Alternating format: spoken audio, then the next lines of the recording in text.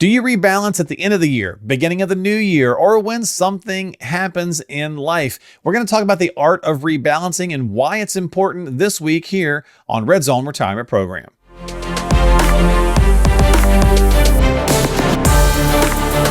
In football, the red zone is where a team has to make small adjustments to ensure victory. As you approach retirement, you also need to make small adjustments to ensure success.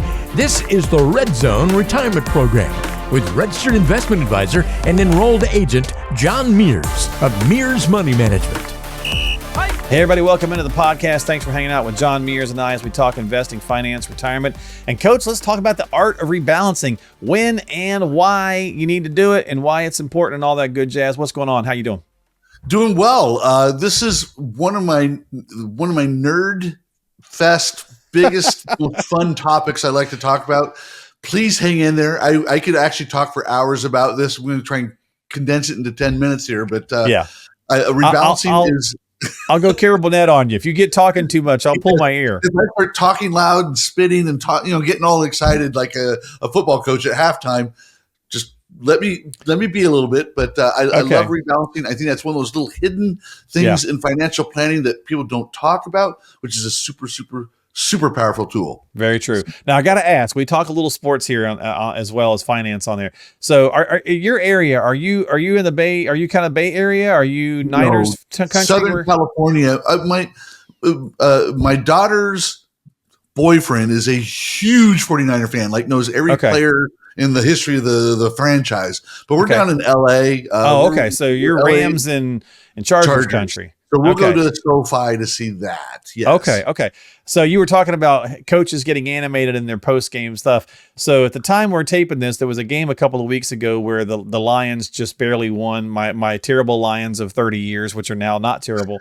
And the post-game conversation from Coach Dan Campbell made it on to Get Up on ESPN and stuff. And they're all dying laughing about how like this guy is nuts, yes, right? Like how, and there was a guy in the corner, looks like he's throwing up, from the went into the last seconds, and it's just crazy. But you get done listening to his post game thing, and you're like, no wonder these players play so hard for him. I'd run through a wall for this dude. Yes, you know. And so that's got to be pretty exciting as a head coach when you can inspire people like that, right? When you get your team just fired up and they're ready to just tackle whatever for you. That is part of the job. I do think that when we're working with high school kids, which when I coach, that's who I'm coaching a JV team, a 9th and 10th graders. And we do have a lot of fun. We try to get amped up. We do. I used to, when I was younger, actually headbutt the kids. I would be without a helmet. They would have a helmet, but you get them fired up. Times changed.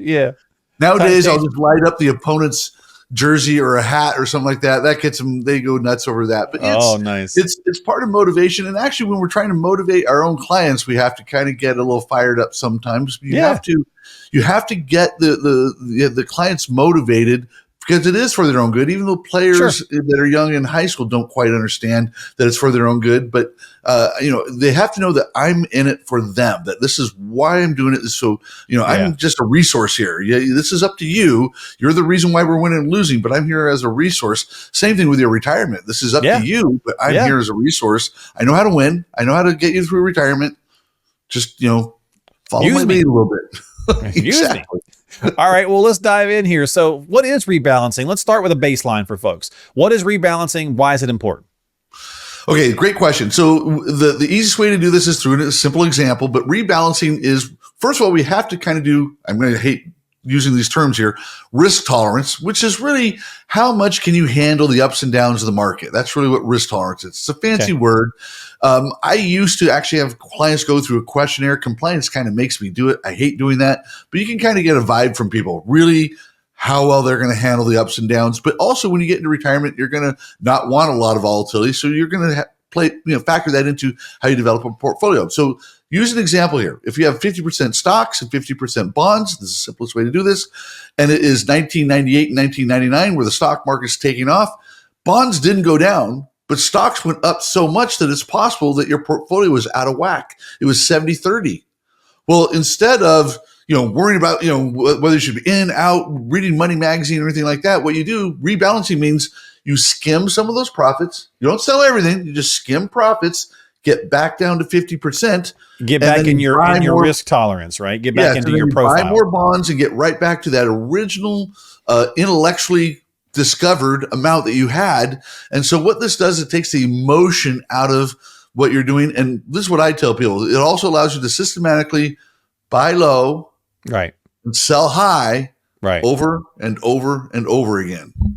Because what happens, right, is very cool, right? Because what happens is we kind of leave it and we start to, we set up a baseline, let's say it's 60-40 or whatever, and it just starts to get out of whack if you don't adjust it. And the next thing you know, if we do have a bad market, which nobody cares about the out of whack when it's good, it's when it goes bad that you go, oh, what the frick happened, right? Well, you didn't rebalance. So let's talk about, I've got 4 kind of examples, Coach, here of rebalancing triggers, if you will. Let me know which one you like. Do they all work? Does one work better than another? Whatever, right? So calendar based. Let's start with something just that simple, right? End of the year, beginning of the year. Well, I prefer the beginning of the year. If you're going to be a do-it-yourselfer, you're going to do annual rebalancing. There are studies and there's arguments in our industry, whether how often you need to do that. I think the consensus is amongst most normal advisors, once a year is fine. You can go and look at it because we're going to get to this, but you got to let the markets breathe a little bit too. You got to let things happen and not do knee-jerk reactions to everything. So once a year is fine. The beginning of the year is good because all the dividends have been divvied out in December. You kind of know where you're at in January, February, whether it's January 15th or January 18th or February, on Valentine's Day, whatever. A date is okay. Right. There are a lot of people that if you're looking at your 401k with your company's portfolio, they're going to probably do it 4 times a year. They like to, and there's a little checkbox. Do you want it annually, semi-annually, or quarterly? And they'll do it for you. They'll rebalance regardless of what the percentage is, whether they're out of whack. They're going to get you right back to your target again, on a quarterly basis or semi-annual basis. Well, I was getting ready to ask you that. I was getting ready to say, so if you're working with someone like yourself, you're paying a professional like yourself, you guys are handling this for clients, right? But if you're DIYing it, a lot of times that's not happening. You got to do it yourself. But even though, think about this though, like even inside your 401k, a lot of times, even working with an advisor, they're not doing that for you because they don't have access to it, right? Correct. Mm-hmm. So they could give you pointers, or you could do it together, but you need to talk to them about it. Yes, there are times when you're responsible for doing your own rebalancing. And I have seen this happen with, typically with a 403B. 403Bs, for whatever reason, don't always have automatic rebalancing within their portfolios. Okay. And I see people coming in that are retired, about to retire, and they're 80-20. I'm like, whoa. So and they didn't know it. They originally started off a little bit, maybe 60-40 or 65-35. And all of a sudden they're 80-20 because over time, stocks are going to outperform bonds. That's simply what's going to happen. But and then we're going to talk about some nuance within stocks alone. But that's really why you need to be on track. And again, I used to, way back when I had my large tax practice, I'd sit down with a client when we're doing their taxes. And this is before I was doing, the full planning. I just kind of write it out for them. By the way, you got to sell a little bit of this and buy a little bit of that. And that's what you need to do to get back to where you want. And this is also, again, if you're a DIY person, why you want to have fewer funds, because it's going to be very difficult if you have multiple funds to really, buy and sell and buy and sell and buy and sell, all that stuff. It'll just be very, very difficult and very challenging to do. No, that's a great point. All right. So calendar-based rebalancing, that's one. Threshold-based, right? So this is basically what? Percentages? Yes, this is what I like to do. The threshold base is what I prefer because, again, you have to allow for things to breathe a little bit. But what you're looking for, again, is if you're a 50-50 client, and I like to use this as our examples as we go forward, because it's just simpler for people, I think, to mentally understand what's going on here. If you get beyond 60%, and these thresholds can be any number you want, right? Yeah, but if it gets beyond 60%, that's when you need a trigger to get back down to 50%. So there are books written on this subject. Again, this is a real nerd fest, but there are also ways you can do a little bit of momentum, where if you get to 55, you do a certain amount. Then when you get to 60, you do a little bit more. So you can kind of do a little bit of rebalancing based on momentum, because you were talking a minute ago, how do people get so far out of whack? It's greed. People are greedy. True. So when the market's going up, they don't want to sell. They just don't. They don't want to sell. Or you just never pay attention to it because you set it and forget it, right? But it's either laziness or greed. I mean, we're humans, let's be honest, right? The people I know, they're greedy. But anyway, we all can be. When we're making money, it's hard to want to give it up. It's very difficult to do. And this is why it's so important to explain to the clients, we're not selling your stock. We're doing is skimming some of the profits off the top. That's all we're doing. We still have that stock. We still have the S&P 500. We still have that sector. We still have it. We're just skimming some of the profits. John has a couple of free books, Diffuse and Tax-Free Retirement in California, that reveal exactly how you can experience zero taxes in retirement and overcome the IRS lien on your 401k, IRA, and 403b, which could threaten your future lifestyle. These are complimentary, so all you have to do to pick these up 100% free is just stop by rescuemyretirement.net. That's rescuemyretirement.net. Fill in the basic info and he'll ship those out to you immediately. That's rescuemyretirement.net for a copy of Diffuse and Tax-Free Retirement in California. So let's think earlier this year, right? Tech took a beating, right? Mm-hmm. Now it's done well if you look at the whole year, but earlier this year, right? It was like, or whatever. So if you were overly weighted and you let it get out of whack and you were heavy in tech and you let it go up to 80 or 90% and then it had a terrible month and it got cleaned out, you would not be happy, right? Correct. So this is the point of rebalancing, right? So, okay. So calendar based, and then threshold based. Now, these next two to me seem like these should only be one-offs, because if you just waited on life events, that's the next threshold or the next trigger.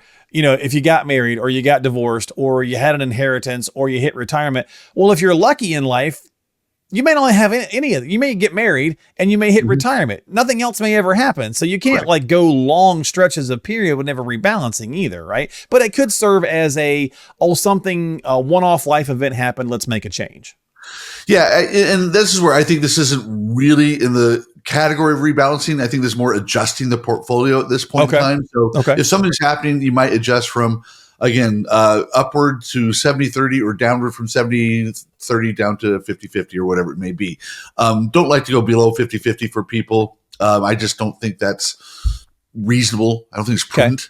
But getting down to 60-40 or a 50-50 portfolio. But that, again, a life event is going to dictate that, where you're going to kind of adjust for that. If you have not been paying attention, then that's would be rebalancing. So that would have, I'd say, very little to do with greed, but more to do with not paying attention.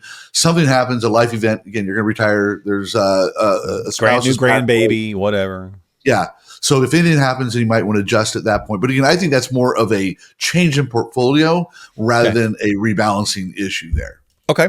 And then the fourth one, Coach, is economic or market conditions causing you to rebalance. This also doesn't seem like a great idea to me. This seems like panic or greed, to either point, right? Why? It's like, well, the market's looking scary, it's looking bad, I'm going to make a change, right? That doesn't usually pan out well. No, that's market timing. And again, I would say that is also a portfolio adjustment, not a rebalancing issue. So the stuff that I read says that even when you rebalance, whenever you rebalance, you are still technically market timing. You're making you're changing something. To some degree, you're changing something, it is market timing.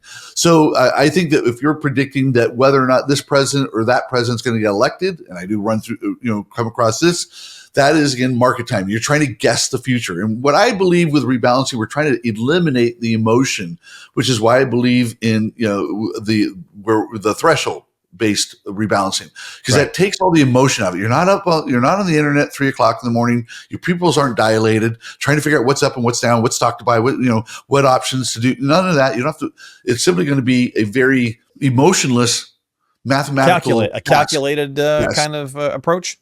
And one thing I was going to mention also with the threshold base is that there's a little bit underneath that as well, because not all sectors behave the same. So U.S. value and U.S. small do not go the same as emerging markets and emerging value or international value. So there is some nuance you can do there, where there is a little bit less threshold and more calendar based rebalancing. So if we're looking at the big picture, throwing a lot at people here, we may on a counter basis, we may do this quarterly, is actually on those lower. So let's just say we're 50-50. Okay. But within that 50% stocks, there's going to be a little bit of nuance there That we may do systematically on a quarterly basis. But then the bigger picture, when we get out of balance 60-40, is when we'll do it more on a threshold based. So Gotcha. we're kind of mixing the two together where you're doing a little bit of calendar based with the smaller, with the multiple accounts, but on the larger stock versus bond issue, that would be more threshold based. All right. Interesting stuff for sure. Yeah. So, the title of the episode is The Art of Rebalancing. Sounds like it kind of can be a little bit, right? Very much. And if you go to the seminars that I go to, they do talk about that there is a little bit of art to it. And as scientific as I'm trying to make it, and we do kind of approach it that way, there is a little bit of nuance on there. There is a little bit of latitude for time. When are we going to do it? Like we're asking, what month do we want to do it in? Yeah. We typically do it like in February, May, I want to say August, November, somewhere in there. So that's kind of when we'll do the calendar based. And then again, when we get out of a threshold, like we did during the pandemic was a perfect time where it dropped 30% in 3 weeks and we were able to adjust. And what happened there? It went the other way and people made a lot of money. Well, I think we're up, 20? I think we're up at 20% at this point at the end of the year. I think the market is, the S&P is at 20%. So, that could cause your threshold to go say, hey, it's time to take a little bit off the table. Correct. Because we could have, the market's due for a bit of a pullback. We could, with a lot of changes coming with an administration next year, we got to right some things with the ship. So there could be, in order to kind of fix things long term, you may have some rocky times, right? In order to kind of smooth things out. So we could see some blips next year. They're volatile. And this is one of the strengths of doing rebalancing is it smooths out that volatility though. There you go. So this is another reason why we want to do it is because it smooths out the volatility. You're never buying at the highest highs or selling at the lowest lows. You're never doing any of that. It's very smooth. It kind of helps eliminate the knee jerks, the roller coaster ride. And that's one. Anybody's ever been on the water and one goes crossing waves versus riding with kind of riding through. Exactly what he's talking about. You hit that wham.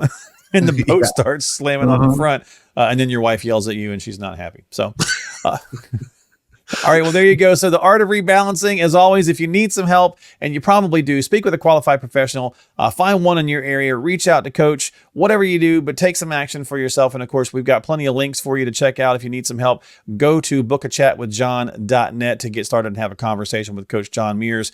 You can go to Mears Money for a lot of good tools, tips, and resources, and his website there, mearsmoney.com. We'll have all the links in the show descriptions. Don't forget to subscribe to us on Apple or Spotify or YouTube. We've been on there for just a couple months now, and we certainly appreciate folks checking it out. Hit that subscribe button, the like button, notification bell so you catch new episodes when they come out and all that good stuff. And Coach, with that, man, I'll talk to you in 2025. Yes. Have a happy new year enjoy bowl season and all that. It'll be a lot of fun. So yeah, man. But that does sound weird though. 2025 feels weird.